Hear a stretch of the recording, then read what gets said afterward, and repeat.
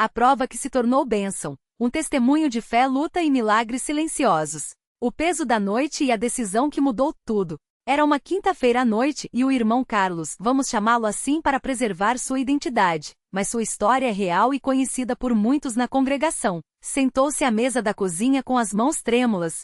À sua frente uma pilha de contas, aluguel atrasado em 2 meses, boletos de água e luz com juros, e o aviso de que o carro seria rebocado se não quitasse o IPVA. Ao lado, o contra-cheque do mês, R$ 870, menos da metade do que precisava para cobrir tudo. Sua esposa, Marta, lavava a louça em silêncio, mas ele sabia que ela também estava contabilizando mentalmente cada centavo. O mais dolorido não era a falta de dinheiro, mas a vergonha. Carlos sempre havia sido um homem trabalhador, um cooperador fiel na igreja, mas agora se sentia um fracassado. Como vou olhar para os irmãos no domingo?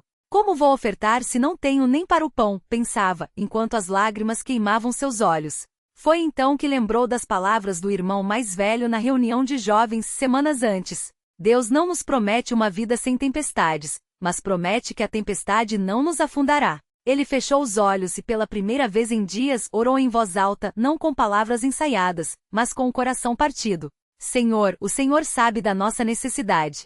Não peço riqueza, peço só o suficiente para honrar o teu nome e não faltar com a minha família. E se o Senhor quiser, me dá forças para não desistir. Marta parou de lavar a louça. Não disse nada, mas se ajoelhou ao lado dele e juntou as mãos. Não havia música, não havia multidão, apenas 2 servos quebrantados diante de Deus. O envelope que veio sem explicação. No domingo seguinte, Carlos e Marta foram ao culto mesmo com o coração pesado. Não tinham como ofertar, mas não faltariam.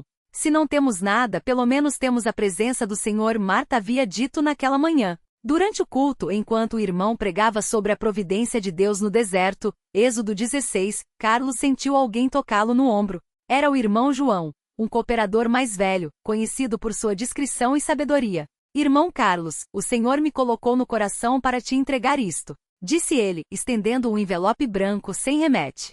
Carlos hesitou. Não queria caridade, mas o olhar firme do irmão João não deixava espaço para recusa. Abrindo o envelope no banheiro da igreja, seu coração quase parou. R$ 1.200 em notas de R$ 50 e R$ 100, o valor exato para quitar o aluguel, as contas e ainda sobrar para o mercado da semana. Mas o que mais o abalou não foi o dinheiro, e sim o bilhete escrito à mão dentro do envelope. O meu Deus, segundo as suas riquezas, suprirá todas as vossas necessidades em glória por Cristo Jesus. Filipenses 4:19. Fique firme. Um irmão que também já esteve onde você está. Carlos chorou ali mesmo, encostado na parede do banheiro. Não era um milagre espetacular, mas era a mão de Deus agindo através de um servo fiel. E o mais incrível, ninguém além deles 3 sabia daquela necessidade. A provação que veio quando menos esperavam. Mas a história não terminou aí. 3 meses depois, quando Carlos já havia recuperado a estabilidade, conseguiu um bico extra como eletricista graças a um irmão da congregação. Veio o diagnóstico que abalou tudo. Senhor Carlos, os exames confirmaram, é um tumor na tireoide. Precisamos de uma biópsia para ver se é maligno. As palavras do médico ecoaram como um trovão. Marta segurou sua mão com força, mas ele sentiu o mundo desabar outra vez. Será que Deus nos abandonou agora? Pensou.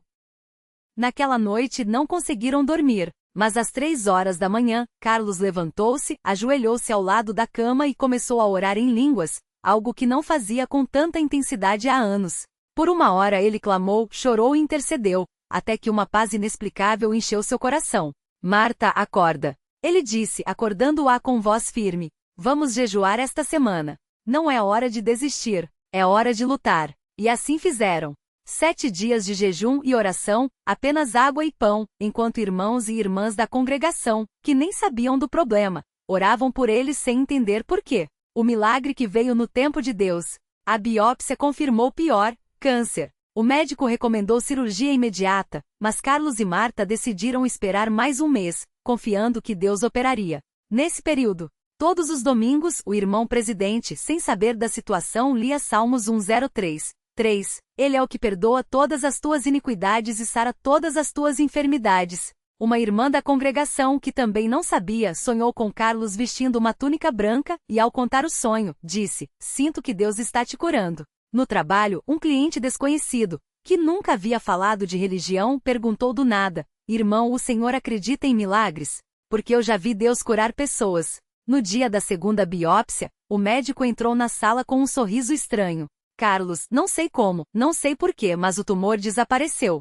Os exames não mostram nenhum vestígio de células cancerígenas. Carlos não gritou, não pulou. Ajoelhou-se ali mesmo, no consultório, e agradeceu a Deus em silêncio, enquanto o médico, visivelmente emocionado, dizia: Isso não é normal. Isso é algo maior. De beneficiado a benfeitor, a multiplicação da bênção. Mas a história de Carlos não era só sobre ele. Era sobre como Deus usa um vaso quebrado para abençoar outros. O jovem que quase desistiu. Um domingo, após o culto, Carlos notou um jovem chamado Lucas sentando-se sozinho nos fundos do salão. Olhos inchados, rosto abatido, claramente algo estava errado. Tudo bem, irmão? Perguntou Carlos, sentando-se ao seu lado. O jovem desabou. Não, irmão. Minha namorada terminou. Hugo, perdi o emprego e eu não aguento mais. Pensei até em desistir de tudo. Carlos não deu sermão. Contou sua própria história. Há um ano, eu também pensei em desistir, mas Deus me segurou. Não foi fácil, não foi rápido, mas ele foi fiel. E vai ser contigo também. Aquilo quebrou algo em Lucas. Na semana seguinte, ele voltou. Depois, começou a ajudar na limpeza do templo. 3 meses depois, foi batizado nas águas, e hoje é um dos jovens mais ativos na evangelização. 2. A campanha de alimentos que nasceu de uma oferta. Carlos e Marta nunca esqueceram do envelope. Então, quando conseguiram uma estabilidade financeira, começaram a guardar R$ 200 por mês em um fundo secreto. Quando souberam que várias famílias da congregação estavam passando fome por causa da pandemia, usaram aquele dinheiro para comprar cestas básicas. Mas não pararam por aí, mobilizaram outros irmãos, e o que começou como uma doação simples virou uma campanha que alimentou 50 famílias por 3 meses. Deus nos deu quando estávamos no fundo do poço. Agora é nossa vez de estender a mão, disse Carlos na reunião de cooperadores.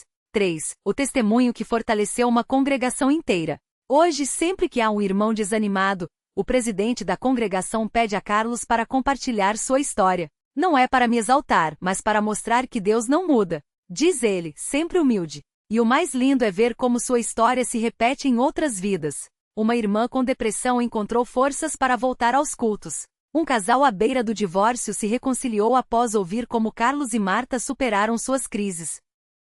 Um irmão que havia parado de ofertar voltou a colocar sua oferta no gasofre, dizendo: Se Deus supriu o irmão Carlos, pode me suprir também. As lições que ficaram, e que valem para você. Se você está lendo isto e pensa: mas a minha prova é maior, a minha dor é mais profunda, ouça isto com atenção. Deus não te prometeu uma vida sem lutas, mas prometeu lutar por você. Carlos não foi poupado do câncer, das dívidas ou do desespero.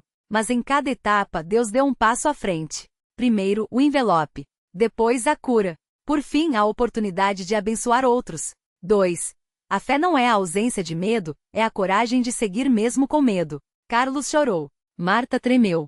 Mas eles não pararam de orar, não pararam de ir à igreja, não pararam de confiar. Fé não é sentir-se forte, é depender de aquele que é forte por você. 3. Deus usa pessoas comuns para fazer coisas extraordinárias. Carlos não era pastor, não era rico, não era famoso. Era um homem comum com fraquezas e medos. Mas Deus escolheu usá-lo, não por causa de suas qualidades, mas por causa de sua disponibilidade. 4. O milagre muitas vezes vem disfarçado de processo. A cura não veio no primeiro dia de oração. O dinheiro não caiu do céu. Veio através de irmãos, de trabalho, de jejum, de perseverança. Deus age no tempo dele, não no nosso. Mas ele age. 5. A bênção não é só para você, é para que você seja bênção. Se Carlos tivesse guardado sua história só para si, 50 famílias não teriam sido alimentadas, Lucas não teria voltado para Deus, e muitos irmãos não teriam renovado sua fé. Deus não nos abençoa para nos estragar, mas para nos tornar canais de sua graça. E agora? O que fazer com tudo isso? Se você está passando por uma prova hoje, não desista. Faça como Carlos. Marca de seleção branca, continue firme nos cultos, mesmo quando não tiver forças. Marca de seleção branca ao frete, mesmo que seja pouco, Deus honra a fidelidade.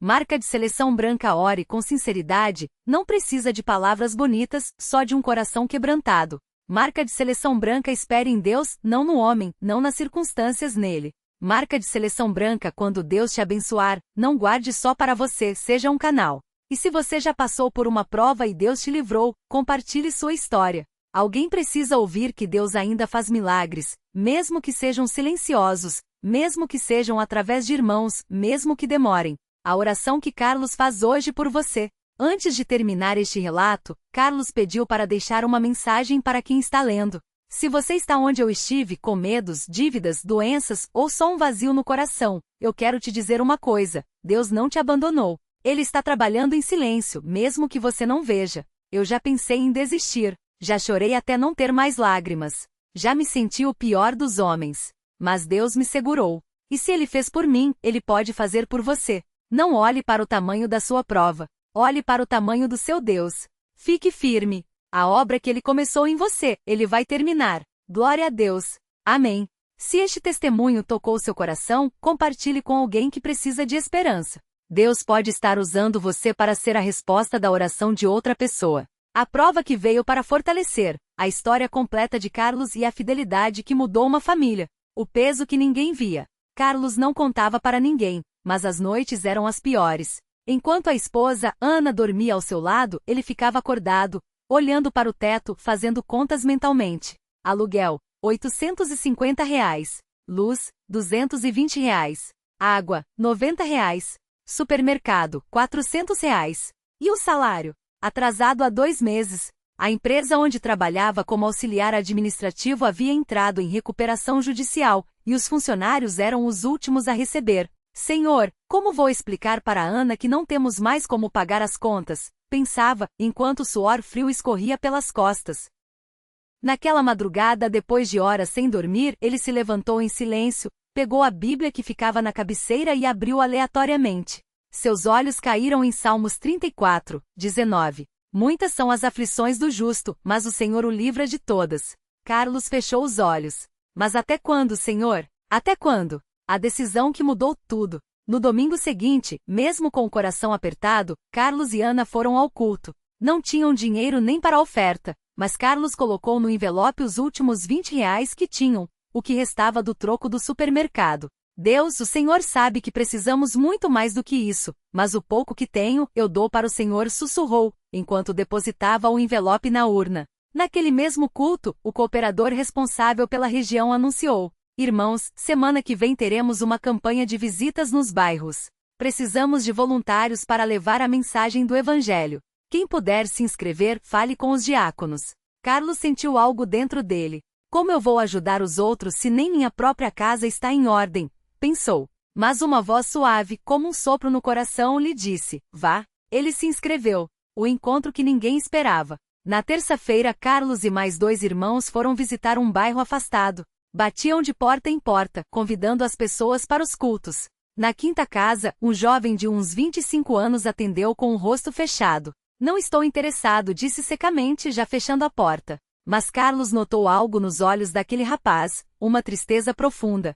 Sem pensar, estendeu a mão para segurar a porta. Desculpe, irmão. Só um minuto. Eu também já estive onde o senhor está. Se precisar desabafar, a gente pode conversar. O jovem chamado Rafael hesitou. Depois, com a voz embargada, convidou-os para entrar. Dentro da casa simples, Rafael contou sua história. Viciado em drogas há 5 anos, havia sido abandonado pela família. Trabalhava em um ferro velho, mas o pouco que ganhava ia todo para a dependência. Já tentei parar, mas não consigo. Acho que não tem mais jeito para mim.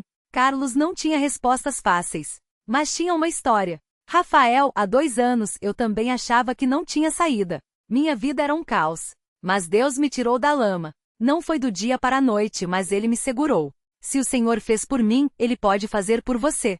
Rafael chorou. E naquele dia, aceitou o convite para ir ao culto. A virada que veio do silêncio. Na sexta-feira, Carlos recebeu uma ligação do gerente da empresa onde trabalhava. Carlos, a situação aqui melhorou. Vamos regularizar os pagamentos a partir de segunda. E temos uma vaga para supervisor. Você topa? Carlos quase deixou o telefone cair. Supervisor? Eu? Ele nem tinha ensino superior completo. Sim, você. Sempre foi dedicado. Confiamos em você. Naquele final de semana, enquanto contava para Ana a notícia, ela abriu a carteira e tirou um envelope que estava guardado há semanas. Carlos, lembra quando a irmã Maria te deu aquele envelope e disse que era para um dia de necessidade? Eu não quis abrir, porque achei que a gente ia precisar mais tarde. Mas hoje, acho que é o dia. Dentro do envelope, estava exatamente o valor das contas atrasadas. Ana abraçou o marido, chorando. Deus não esquece de nós, não é? Carlos não conseguiu falar. Só assentiu com lágrimas nos olhos. A restauração que veio com jejum e oração. Mas a maior prova ainda estava por vir. 3 meses depois, Carlos começou a sentir dores fortes no estômago. Os exames revelaram um tumor no intestino. O médico foi direto. É maligno. Precisamos operar rápido. A notícia foi como um soco no estômago. De novo, senhor? Por quê? Dessa vez, porém, Carlos não desabou. Ele se lembrou das palavras do cooperador em um culto. As provas não vêm para nos destruir, mas para nos lapidar. Deus não nos promete uma vida sem lutas, mas promete estar conosco nelas. Ele e Ana começaram um jejum de 21 dias pedindo a cura. Todos os dias antes do trabalho, Carlos ia ao templo orar. Não eram palavras bonitas, eram gritos de dor, súplicas, lágrimas. Mas também eram louvores. Senhor, mesmo que o Senhor não me cure, eu vou te louvar. Mas se for da tua vontade, me livra dessa, para que eu possa servir mais a ti. No 19º dia de jejum, durante um culto de oração, Carlos sentiu uma queimação no abdômen, como se algo estivesse sendo arrancado de dentro dele. Ele caiu de joelhos, chorando. Quando se levantou, a dor havia desaparecido. Os novos exames não mostravam mais nenhum vestígio do tumor. O médico, atônito, só conseguiu dizer: isso não tem explicação médica. Carlos sorriu. Tem sim, doutor. Tem o nome de Jesus. O jovem que voltou para casa. Enquanto isso, Rafael havia começado a frequentar os cultos. No início era difícil. As crises de abstinência o deixavam agitado, e às vezes ele saía antes do culto acabar. Mas os irmãos não desistiram dele. Um dia, após um culto de doutrina sobre o batismo nas águas, Rafael se aproximou de Carlos, com os olhos cheios de lágrimas. Irmão Carlos, eu quero ser batizado. Quero deixar essa vida para trás. Carlos abraçou-o fortemente. Deus vai te dar força, Rafael. Ele já começou a obra em você. No domingo seguinte, Rafael foi batizado nas águas em nome de Jesus Cristo para perdão dos pecados. Quando saiu da água, seu rosto brilhava. Sinto como se tivesse nascido de novo. E assim foi. Hoje Rafael é um cooperador na igreja, visitando outros jovens em situação de risco. Sua mãe, que o havia abandonado, voltou a falar com ele depois de vê-lo transformado.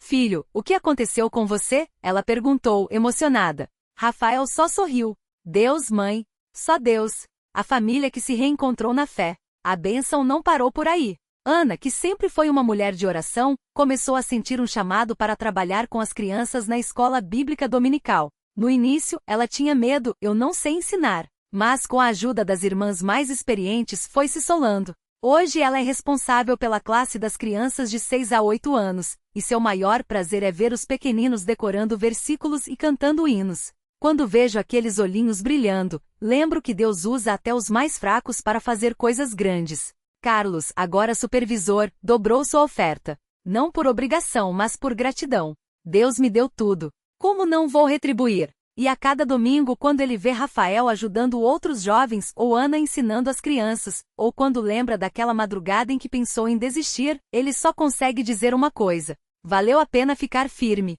A lição que ficou. Hoje, quando alguém pergunta a Carlos como ele superou tudo, ele responde com um sorriso simples: não fui eu, foi Deus. Eu só não desisti. E então, ele conta a história de um envelope com o valor exato, de um tumor que desapareceu, de um jovem que voltou à vida, e de uma família que se reencontrou na fé. Deus não nos tira das provas só para nos abençoar. Ele nos tira para que, através delas, possamos abençoar outros. E você? Onde está a sua fé hoje? Se você está lendo isso e pensa: mas a minha prova é maior, a minha dor é mais funda, escute o que Carlos tem a dizer para você. Eu já estive onde você está. Já achei que não tinha saída. Já pensei que Deus tinha me abandonado. Mas Ele nunca me soltou. Mesmo quando eu duvidei, Ele permaneceu fiel. Talvez você esteja esperando um milagre espetacular. Mas às vezes o milagre vem através de um irmão que ora por você, de um envelope com dinheiro no momento certo, de uma palavra que toca seu coração no culto. Não olhe para o tamanho da sua luta. Olhe para o tamanho do seu Deus. Fique firme. Ore. Jejué. Ofrete mesmo que seja pouco. E quando Deus te livrar, porque Ele vai livrar, não guarde a bênção só para você. Seja um canal para outros. A obra que Deus começou em você, Ele vai terminar. Confie nele. Uma oração por você. Antes de encerrar, Carlos pediu para orar por quem está lendo esta história. Pai Celestial, eu te agradeço por cada vida que está lendo estas palavras. Senhor, eu sei que muitos estão passando por lutas que ninguém vê, dívidas, doenças, solidão, medos. Mas tu vês, Senhor. Tu conheces cada lágrima, cada noite sem dormir, cada oração sussurrada no escuro. Eu peço, em nome de Jesus, fortalece esses corações. Dá-lhes a certeza de que tu não os abandonaste. Que assim como fizeste por mim, por Rafael, por Ana, farás por eles também. Que eles sintam tua presença, mesmo no silêncio. Que eles vejam tua mão, mesmo quando tudo parece escuro. E que no final possam testificar. Valeu a pena confiar em ti. Em nome de Jesus, amém. O convite que não pode esperar. Se este testemunho tocou seu coração, não guarde só para você. Compartilhe com alguém que precisa de esperança. Talvez Deus esteja usando você para ser a resposta da oração de outra pessoa. E se você ainda não entregou sua vida a Jesus, hoje pode ser o dia. Não espere a prova chegar para buscar a Deus. Ele está te chamando agora. Vinde a mim, todos os que estáis cansados e oprimidos, e eu vos aliviarei. Mateus 11h28. Deus não mudou. Ele ainda faz milagres. Fique firme. Glória a Deus. Amém.